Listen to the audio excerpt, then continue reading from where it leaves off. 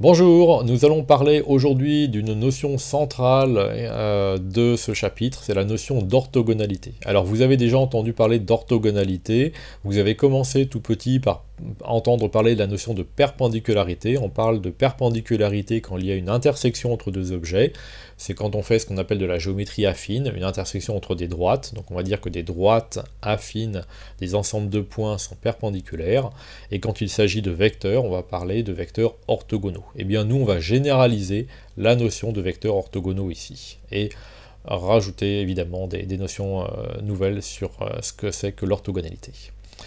Alors, on va commencer par l'orthogonalité de vecteurs, puis après on verra d'autres types d'orthogonalité.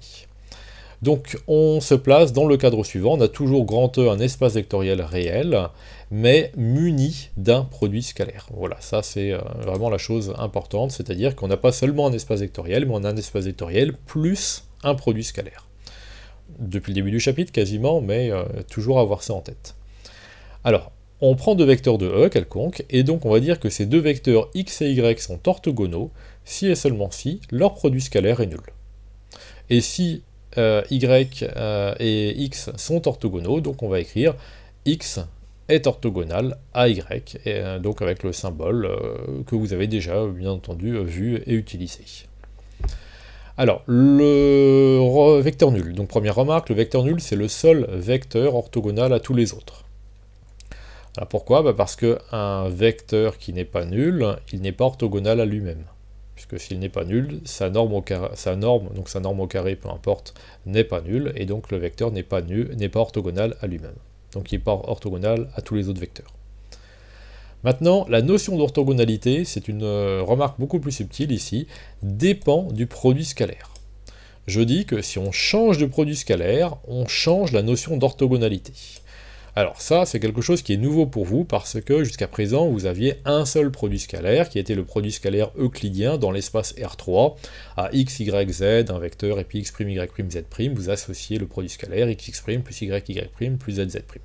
Et puis vous pensiez que c'était un petit peu comme ça dans la vie en général. Alors, non, c'est un petit peu plus compliqué. On complique pas pour se faire plaisir. Alors au début, historiquement, si, on a un petit peu compliqué pour se faire plaisir, pour essayer de comprendre mieux les choses, mais grâce aux mathématiciens qui ont très bien compris les notions d'orthogonalité, de produits scalaires, et toutes les notions qui sont liées à ça, c'est quand même des notions qui sont à la base de la théorie de la relativité d'Einstein, et donc il n'aurait pas pu monter sa théorie de la relativité sans toutes ces notions-là, qui mathématiquement étaient déjà très claires, fondées, et toutes les connaissances étaient présentes. Alors Einstein évidemment les avait comprises, mais il les a appliquées à des principes physiques. Mais donc, cette notion d'orthogonalité, eh bien, elle est plus subtile que ce que vous pensiez. Alors regardez, on va prendre un exemple. Eh bien, on se place dans un espace de fonctions, donc l'espace des fonctions continues sur 0π. On prend à nouveau nos fonctions f et g, sinus et cosinus, et donc toujours le produit scalaire, f scalaire g, donc défini par intégrale de 0 à π de f de t, g de t dt. Et donc on avait vu que ce produit scalaire entre f et g, donc l'intégrale entre 0 et π de sinus cosinus, en faisant un changement d'expression, là on avait 1,5 sinus de 2t, c'était 0. Donc on peut dire que f est orthogonal à g, mais pour le produit scalaire qu'on s'est donné. Voilà, c'est une orthogonalité avec notre produit scalaire. Maintenant, changeons de produit scalaire, et je note avec ce symbole-ci, là, le nouveau produit scalaire, on va dire que c'est le nouveau produit scalaire entre f et g, c'est l'intégrale entre 0 et π de t, f de t, tf de t, g de t dt. Voilà comment est-ce qu'on va calculer un produit scalaire. Alors, on a le droit, c'est bien un produit scalaire, effectivement. Ce qu'on fait ici, si vous comprenez un petit peu les choses, c'est que la valeur de t est évidemment plus faible au voisinage de 0 qu'au voisinage de π. Et donc en fait, on introduit une sorte de biais en multipliant par t, et une sorte de poids aux valeurs qui sont proches de π, aux t qui sont proches de π. Donc on donne plus de poids, si vous voulez, dans une certaine direction, dans un certain domaine du segment sur lequel on intègre. Voilà, c'est utilisé en physique, hein, c'est pour ça que je prends le temps d'essayer de vous donner cette notion un petit peu imagée. Là, sur un segment 0π, il y a un poids plus fort de ce qui se passe en π que par rapport à ce qui peut se passer autour de 0. Je vous envoie vers les collègues de physique pour vous expliquer l'importance de ceci, de ce type de produit scalaire. Et donc l'application qui a FG donc associe ce nouveau produit scalaire, je l'appelle nouveau, c'est plus pratique, hein. Je dis que c'est bilinéaire, bon ça c'est facile à vérifier, c'est symétrique, ça c'est facile à vérifier. Le produit scalaire entre f et f est positif, enfin, la positivité est facile à vérifier aussi, puisque t est positif, f carré sera positif, tout le monde est positif. Et le produit scalaire, donc il manque un égal 0, pardon, ici, donc est nul. Ça implique donc que l'intégrale de 0 à pi de tf carré de t dt est nulle, donc ça veut dire que pour tout t de 0 pi, tf carré est nul. Donc par continuité, ça implique que pour tout t de 0 pi, on pourrait se poser la question pour 0, mais par continuité, aussi en 0, f de t est nul. Et donc, bah voilà, on a bien quelque chose qui est défini, donc on a bien un produit scalaire, et donc on définit bien ainsi un produit scalaire. Alors calculons le produit scalaire entre f et g, enfin le nouveau produit scalaire entre f et g, donc c'est l'intégrale de 0 à pi de t sinus t cosinus t dt.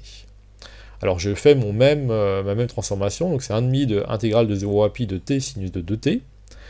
Et donc ici, pour calculer ce type d'intégrale, c'est typique, hein, on a du polynôme fois, non pas l'exponentielle complexe, quelque part, on pourrait interpréter le sinus comme l'exponentielle complexe, donc il faut faire une intégration par partie, dériver le polynôme, intégrer le sinus. Donc c'est ce qu'on fait ici, on intègre le cosinus, on a du cosinus, et dans la deuxième partie d'intégrale, avec une IPP, donc tout le monde est gentiment continu, il n'y a pas de souci pour faire une IPP.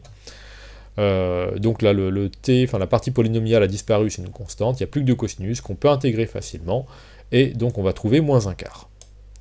Donc, moins un quart, c'est pas 0, ça veut dire que pour ce nouveau produit scalaire, f et g ne sont pas des fonctions orthogonales ou des vecteurs orthogonaux. Oui, pour l'ancien produit scalaire, on avait des fonctions qu'on peut qualifier de fonctions orthogonales. Alors ça n'a rien à voir avec la représentation graphique des fonctions, attention, hein, c'est juste des fonctions orthogonales au sens du produit scalaire. Voilà, il n'y a pas de représentation graphique de l'orthogonalité ici de ces fonctions par rapport aux courbes des fonctions. Voilà. Et ensuite, donc une fois qu'on a vu l'orthogonalité de vecteurs, eh bien on va parler par la suite de famille de vecteurs orthogonaux, donc on va généraliser la notion d'orthogonalité.